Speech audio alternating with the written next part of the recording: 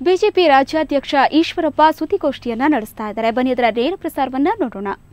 ಕರ್ನಾಟಕ ರಾಜ್ಯದ ವಿಚಾರದಲ್ಲಿ ಅಭಿವೃದ್ಧಿ ದಿಕ್ಕಿನಲ್ಲಿ ದೇಶದಲ್ಲೇ ಇವತ್ತು ಒಳ್ಳೆ ಸ್ಥಾನದಲ್ಲಿದೆ ಅಂತ ಅಂಶವನ್ನು ಕೂಡ ಅವರು ಹೇಳಿದ್ದಾರೆ. ಹಾಗಾಗಿ ಅನೇಕ ಈ 9 ಇಲಾಖೆಗಳು ದೇಶದಲ್ಲಿ ಮೊದಲನೇ ಸ್ಥಾನದಲ್ಲಿ ಕರ್ನಾಟಕ ರಾಜ್ಯದ ಭಾರತೀಯ ಜನತಾ ಪಕ್ಷ ಸರ್ಕಾರ ಇದೆ. ಇದೇನಾಗಿದೆ, ಅಡ್ವಾಣಿಯವರಿಗಾಗ್ಲಿ ನ್ಯಾಯಮೂರ್ತಿಗಳಿಗಾಗ್ಲಿ ಅವರೆಲ್ಲರೂ ಕೂಡ ಅಭಿವೃದ್ಧಿ ಜೊತೆಗೇನೆ ಈ ರೀತಿ ಘಟನೆಗಳು ಏನಾಗ್ತಾ ಇದೆ ನೀವು ಗಮನಿಸಿ. ವಿರೋಧ ಪಕ್ಷದವರು ಟೀಕೆ ಮಾಡ್ತಾರೆ. ಟೀಕೆ ಮಾಡ್ತಿದ್ದಾಗಲೇ ನಮ್ಮ ರಾಜ್ಯದ ಮುಖ್ಯಮಂತ್ರಿಗಳು ಅದಕ್ಕೆ ರಿಯಾಕ್ಟ್ ಮಾಡ್ತಾ ಇದ್ದಾರೆ. ಇದು ಇಡೀ ರಾಜ್ಯದ ಜನರಿಗೆ ಒಂದು ರೀತಿ ಗೊಂದಲ. ಅವರೊಂದು ಹೇಳ್ತಾ ಇದ್ದಾರೆ, ಇವರೊಂದು ಉತ್ತರ ಕೊಡ್ತಾರೆ. ಅದಕ್ಕೋಸ್ಕರ ವಿರೋಧ ಪಕ್ಷಗಳು ಇರೋದೇ ಟೀಕೆ ಮಾಡೋದಕ್ಕೆ. ಅದೇ ಟೀಕೆ ಮಾಡ್ತಾ ಇರೋಂಥ ಸಂದರ್ಭದಲ್ಲಿ ನಾವೇನು ಹಿಂದೇಟಾಕಿಲ್ಲ. ಲೋಕಾಯುಕ್ತ ಕೊಟ್ಟಿದ್ದೇವೆ, ಕೋರ್ಟ್ಗಳು ನಡೀತಾ ಇದೆ. ಹೀಗಾಗಿ ಕೋರ್ಟ್ನಲ್ಲಿ ಏನೋ ತೀರ್ಮಾನ ಬಂದು ಇದು ತಪ್ಪಿತ ಸರ್ಕಾರ, ಲೋಕಾಯುಕ್ತ ಕೊಡಂತ ವರದಿನಲ್ಲಿ ಮನೆ ಮುಖ್ಯಮಂತ್ರಿಗಳಾಗಲಿ ಯಾರ ಮಂತ್ರಿಗಳಾಗಲಿ ತಪ್ಪಿತಸ್ಥರು ಅನ್ನೋ ರಿಪೋರ್ಟ್ ಬಂದಾಗ ಇದು ಸರಿ ಇದೆ. ಇವರು ವಿಧಾನಸಭೆ ಒಳಗಡೆನೂ ಏನು ಚರ್ಚೆ ಮಾಡಲ್ಲ. ವಿಧಾನಸಭೆ ಇರೋದೇ ಚರ್ಚೆ ಮಾಡಕ್ಕೆ ಡಾಕ್ಯುಮೆಂಟ್ ತೋರಿಸ್ತೀವಿ ಅಂದ್ರೆ ಬ್ಲಾಕ್ ಮೇಲ್. ಅವರು ವಿಧಾನಸಭೆಗೆ ಬಂದು ನಿಜಕ್ಕೂ ಡಾಕ್ಯುಮೆಂಟ್ ತೋರಿಸಿ ಡಾಕ್ಯುಮೆಂಟ್ ಅಲ್ಲಿ ಏನಿದೆ ಚರ್ಚೆ ಮಾಡಿದ್ರೆ ರೆಕಾರ್ಡ್ ಹೋಗುತ್ತೆ. ಪತ್ರಿಕೆ ಮಾಧ್ಯಮದವರೇ ಇದ್ದೀರಿ, ಯಾವ್ದನ್ನ ಹೇಳ್ತಿದ್ದಾರೆ, ಯಾವ್ದನ್ನ ಸತ್ಯವೋ ಸುಳ್ಳು ಅನ್ನೋದು ರಾಜ್ಯ ಜನ ತೀರ್ಮಾನ ಮಾಡ್ತಾರೆ. ವಿಧಾನಸೌಧಕ್ಕೆ ಬರಲ್ಲ, ಬಂದ್ರೆ ರೂಲ್ 60 ಪ್ರಕಾರನೇ ಚರ್ಚೆ ಆಗಬೇಕು. ಇದೊಂಥರ ಡಿಕ್ಟೇಟರ್ಶಿಪ್. ಇದು ಕೌಲನ್ ಶಕ್ತರ್ ತೋರಿಸ್ತಾರೆ ಸ್ಪೀಕರ್, ಇದ್ರ ಪ್ರಕಾರ ಮಾಡಕ್ ಬರೋದಿಲ್ಲ ಇದು ಅಂತ. ಆದ್ರೂ ಕೂಡ ಅದೇ ಪ್ರಕಾರ ಮಾಡಬೇಕು ಅಂತಾರೆ, ಸಭಾತ್ಯಾಗ ಮಾಡೋಗ್ತಾರೆ. 15 ದಿನ ವಿಧಾನಸಭೆ ಕರೆದ್ರೆ 2 ದಿನ 3 ದಿನ ನಡೆಯುತ್ತೆ. ಹೀಗಾಗಿ ಚರ್ಚೆಗೆನೆ ಅವಕಾಶ ಕೊಡದೇನೆ ಬರೀ ಟೀಕೆಗಳ ಮುಖಾಂತರನೇ ಈ ಸರ್ಕಾರ ಭ್ರಷ್ಟ ಸರ್ಕಾರ ಅಂತ ಹೇಳುವಂತ ಪ್ರಯತ್ನ ಇದೆಯಲ್ಲ, ಈ ಪ್ರಯತ್ನದಲ್ಲಿ ಒಂದು ರೂಪದಲ್ಲಿ ಅವರು ಯಶಸ್ವಿ ಆಗಿದ್ದಾರೆ ಕಾಂಗ್ರೆಸ್ ಜೆಡಿಎಸ್ನವರು.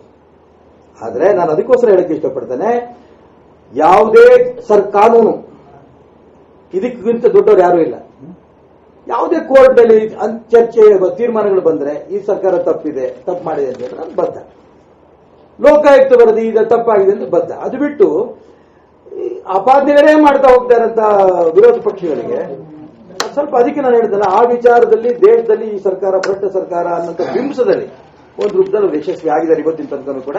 ಇವತ್ತಿನ ನಾಳೆ ಆ ಕಾನೂನಿನ ಮುಖಾಂತರನೇ, ಕೋರ್ಟಿನ ಮುಖಾಂತರನೇ ಇವರು ಸರಿಯಾದ ಉತ್ತರ ಸಿಗುತ್ತೆ ನನ್ನ ನಂಬಿಕೆ. ಈಗ ಡ್ಯಾಮೇಜ್ ಕಂಟ್ರೋಲ್ ಮಾಡೋ ನಿಟ್ಟಿನಲ್ಲಿ ನೀವೀಗ ಒಂದು ಹೇಳ್ತಾ ಇದ್ದೀರಿ, ಈಗ ಆಣೆ ಮಾಡೋದಿಲ್ಲ ಗಡ್ಕರಿ ಅವರು ಹೇಳಿದ್ದಾರೆ. ಆದ್ರೆ ಈ ರೀತಿ ಒಂದು ಜಾಹೀರಾತನ್ನ ಕೊಡುವಾಗ ಮುಖ್ಯಮಂತ್ರಿಗಳು ನಿಮ್ ಜೊತೆ ಚರ್ಚೆ ಮಾಡಿದ್ರೆ, ಈಗ ಪಕ್ಷದ ವತಿಯಿಂದಲೇ ಅದನ್ನು ಭರಿಸಲಾಯ್ತು ಹಣ, ಅದ್ರ ಬಗ್ಗೆ ಚರ್ಚೆ ಮಾಡಿದ್ರೆ ನಿಮ್ ಜೊತೆ? ಅದಕ್ಕೆ ನಾನು ಹೇಳಿದಲ್ಲ, ನನ್ನ ಎಲ್ಲಾ ಪ್ರಶ್ನೆಗಳಿಗೂ ನಾನು ಉತ್ತರ ಕೊಡಬೇಕು ಅಂತಿಲ್ಲ. ನಾನೇ ಕೇಳಕ್ ಕೊಟ್ಟಿದ್ದೀನಿ ಅಂತಂದ್ರೆ, ಇದು ಚರ್ಚೆ ಮಾಡ್ತಾ ಇರೋಂಥ ಸಂದರ್ಭದಲ್ಲಿ ಯಾವ್ದು ಸರಿ ಯಾವ್ದು ತಪ್ಪು, ಈ ವಾಪಸ್ ಹೋದ ನಂತರ ರಾಷ್ಟ್ರೀಯ ಅಧ್ಯಕ್ಷರು ಇದು ಸರಿ ಇಲ್ಲ ಅಂತ ತಕ್ಷಣ ಪ್ರತಿಯೊಂದು ಕೇಸನ್ನು ಯಾವ್ದು ಸರಿ ಯಾವ್ದು ತಪ್ಪು ನೀವೇ ತೀರ್ಮಾನ ಮಾಡಿ. ಯಾವ್ದು ಸರಿ ಯಾವ್ದು ತಪ್ಪು ಅನ್ನೋದು ಪ್ರತಿ ಪ್ರಶ್ನೆ ನೀವು ಕೇಳ್ತಾ ಹೋಗೋದು, ಅದು ಸರಿ ಇಲ್ಲ ಅಂತ ಉತ್ತರ ಕೊಡೋದು ಇದು ಸೂಕ್ತ ಅಲ್ಲ. ನಾನು ಅದಕ್ಕೋಸ್ಕರ ಹೇಳ್ತೀನಿ, ಈ ಎಪಿಸೋಡೇ ಸರಿ ಇಲ್ಲ, ಇದು ಯಾವ ಕಾರಣಕ್ಕೂ ಇದ್ರಿಗೆ ಹೋಗ್ಕೊಡುದು. ಇದು ಬಿಜೆಪಿ ವಿಚಾರದಲ್ಲಿ ನೀತಿ ನಿಯಮದಲ್ಲಿ ಇದಿಲ್ಲ ಅಂತ ರಾಷ್ಟ್ರೀಯ ಅಧ್ಯಕ್ಷರು ಹೇಳಿದ ನಂತರ ಇದನ್ನು ನಾವು ಮುಗಿಸ್ಬಿಟ್ಟಿದ್ದೇವೆ. ಸರ್, ಈಗ ವರ್ಚಸ್ ಹೆಚ್ಚಿಸುವ ನಿಟ್ಟಿನಲ್ಲಿ ತಾವು ರಾಜ್ಯ ಪ್ರವಾಸ ಮಾಡ್ತಾ ಇದ್ದೀವಿ. ಈ ಪ್ರವಾಸ ಸಂದರ್ಭದಲ್ಲಿ ಕಾರ್ಯಕರ್ತರಿಂದ, ಗ್ರೌಂಡ್ ಲೆವೆಲ್ ಕಾರ್ಯಕರ್ತರಿಂದ ಸರ್ಕಾರದ ಬಗ್ಗೆ ಏನು ಒಪಿನಿಯನ್ ಬಂದಿದ್ದಾರೆ? ಬಹಳ ಸಂತೋಷ ಆಗುತ್ತೆ ನನಗೆ. ಭಾರತೀಯ ಜನತಾ ಪಾರ್ಟಿಯ ರಾಜ್ಯ ಮಟ್ಟದ ನಾಯಕರು ಪ್ರತಿ ಜಿಲ್ಲೆಗೂ ನಾವು ಹೋಗ್ತಾ ಇದ್ದೇವೆ. ಬೆಳಿಗ್ಗೆಯಿಂದ ಸಂಜೆ ತನಕ ಒಂದು ಜಿಲ್ಲೆಯಲ್ಲಿ ಕೂತ್ಕೊಂಡು ಇಡೀ ಜಿಲ್ಲೆಯ ಸಮಗ್ರ ಅಭಿವೃದ್ಧಿ, ಇಡೀ ಜಿಲ್ಲೆಯ ಸಂಘಟನೆಯ ಅಭಿವೃದ್ಧಿ, ಅದೇ ರೀತಿ ಪ್ರತಿ ವಿಧಾನಸಭಾ ಕ್ಷೇತ್ರದಲ್ಲಿ ರಾಜ್ಯ ಸರ್ಕಾರದ ಅಭಿವೃದ್ಧಿ ಮತ್ತು ಅಲ್ಲಿ ಸಂಘಟನೆ ಪರಿಸ್ಥಿತಿ, ಇದನ್ನ ಬೆಳಿಗ್ಗೆಯಿಂದ ಸಂಜೆ ತನಕ ನಾವು ಚರ್ಚೆ ಮಾಡ್ತಾ ಇದ್ದೀವಿ. ಎಲ್ಲೂ ಕೂಡ ರಾಜ್ಯ ಸರ್ಕಾರದ ಅಭಿವೃದ್ಧಿ ಬಗ್ಗೆ ಒಂದು ಪ್ರಶ್ನೆ ಇಲ್ಲ. ಎಲ್ಲೂ ಕೂಡ ಈ ಸಂಘಟನೆ ಇನ್ನೂ ಒಗ್ಗಟ್ಟಾಗಿ ಹೋಗಬೇಕು, ಬೆಳೆಸಬೇಕು ಅನ್ನೋದ್ರ ಬಗ್ಗೆ ಎಲ್ಲರೂ ಕೂಡ ನಿಶ್ಚಯ ಮಾಡಿದ್ದಾರೆ. ಆದರೆ ಎಲ್ಲರದ ಅಭಿಪ್ರಾಯ ಒಂದೇನೆ, ವಿರೋಧ ಪಕ್ಷಗಳು ಆಡ್ತಾ ಇರೋಂಥ ಆಟಕ್ಕೆ ಸರಿಯಾದ ಉತ್ತರವನ್ನ ನಾವು ಸರ್ಕಾರದ ಮುಖಾಂತರ ವಿಧಾನಸಭೆಯಲ್ಲಿರ್ಬೋದು, ಹೊರಗಡೆ ಇರ್ಬೇಕು ಕೊಡಬೇಕಾಗತ್ತೆ, ಕಾನೂನುಬದ್ಧವಾಗಿ ಕೊಡಬೇಕಾಗತ್ತೆ ಅಂತ ವಿಷಯವಿದೆ. ಅದಕ್ಕೆ ಗಮನಿಸ್ತಾ ಇದ್ದೀವಿ. ಸರ್, ಈ ಆಣೆ ಪ್ರಮಾಣದ್ದು ಈ 3 ತಿಂಗಳ ಹಿಂದೆ ಶೋಭಾ ಕರಂದ್ಲಾಜೆ ಅವರು ಕೂಡ ಇದೇ ರೀತಿ ಮುಗಿಸಂಗಿಲ್ಲ. ಎಲ್ಲರಿಗೂ ಕೂಡ ನೀವು ಈ ಮೂಲಕ ಸೂಚನೆ ಕೊಡ್ತಾರೆ, ಇನ್ನು ಮುಂದೆ ಇಂಥ ರಿಪೀಟ್ ಆಗಬಾರ್ದು. ನಾ ಸೂಚನೆ ಕೊಡೋದಿಲ್ಲ. ಈ ರಾಷ್ಟ್ರೀಯ ಅಧ್ಯಕ್ಷರನ್ನೇ ಹೇಳಿದ ಮೇಲೆ ಈ ಆಣೆ ಪ್ರಮಾಣದ ಪ್ರಶ್ನೆನೇ ಉದ್ಭವ ಆಗೋದಿಲ್ಲ. ಶೋಭಾ ಕರಂದ್ಲಾಜೆ ಇರ್ಬೋದು, ಇನ್ನೊಬ್ರು ಇರ್ಬೋದು, ಯಾರು ಇದು ಉದ್ಭವ ಆಗಲ್ಲ. ತುಂಬಾ ಸ್ಪಷ್ಟ, ಆಣೆ ಪ್ರಮಾಣಗಳು ಇನ್ನು ಕರ್ನಾಟಕ ರಾಜ್ಯದ ರಾಜಕಾರಣದಲ್ಲಿ ವಿಶೇಷವಾಗಿ ಭಾರತೀಯ ಜನತಾ ಪಕ್ಷದಲ್ಲಿ ಇಲ್ಲ. ಸರ್ ಈಗ ಆಣೆ ಪ್ರಮಾಣದ ರಾಜಕೀಯಕ್ಕೆ ನಾಂದಿ ಹೇಳಿದವರೇ ನಿಮ್ಮ ಪಕ್ಷದವರೇ ಅಲ್ವಾ ಸರ್? ಈಗ ನಾನು ಯಾವ ಭಾಷೆಯಲ್ಲಿ ಹೇಳೋಣ, ನಾನು ಅದಕ್ಕೆ ಹೇಳ್ತಿರೋದು. ಅದೇ ನಮ್ಮ ಪಕ್ಷದವರು ಹೇಳಿದ್ದಕ್ಕೆ ನಮ್ಮ ರಾಷ್ಟ್ರೀಯ ಅಧ್ಯಕ್ಷರು ಹೇಳಿದ್ರು. ಕಾಂಗ್ರೆಸ್ನವ್ರು ಜೆಡಿಎಸ್ನವ್ರಿಗೆ ನಮ್ಮ ರಾಷ್ಟ್ರೀಯ ಅಧ್ಯಕ್ಷ ಸೂಚನೆ ಕೊಡಕ್ ಬರತ್ತಾ ನೀನ್ ಹಂಗ್ ಮಾಡ್ಬಾರ್ದಪ್ಪ ಅಂತ? ಎಲ್ಲಿದ್ದ ಕೇಳ್ಕೊಂಡಿರ್ತೀನಿ, ನಂಗಂತೂ ಅರ್ಥ ಆಗಲ್ಲ.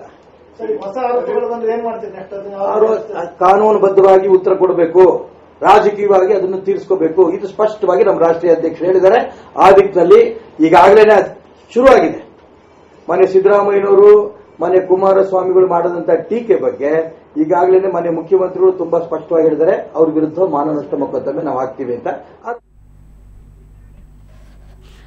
ಆಣೆ ಪ್ರಮಾಣ ವಿಚಾರವಾಗಿ ಮಠಾಧೀಶರು ಸೇರಿದಂತೆ ಸಾರ್ವಜನಿಕರಲ್ಲೂ ಕೂಡ ಸಾಕಷ್ಟು ವಿರೋಧ ವ್ಯಕ್ತವಾಗಿತ್ತು.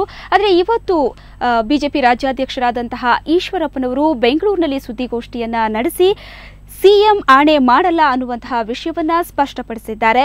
ನಿತಿನ್ ಗಡ್ಕರಿಯ ಸೂಚನೆಯ ಮೇರೆಗೆ ಈ ಒಂದು ನಿರ್ಧಾರವನ್ನ ಕೈಗೊಳ್ಳಲಾಗಿದೆ ಅಂತ ಈಶ್ವರಪ್ಪ ಸ್ಪಷ್ಟಪಡಿಸಿದರು.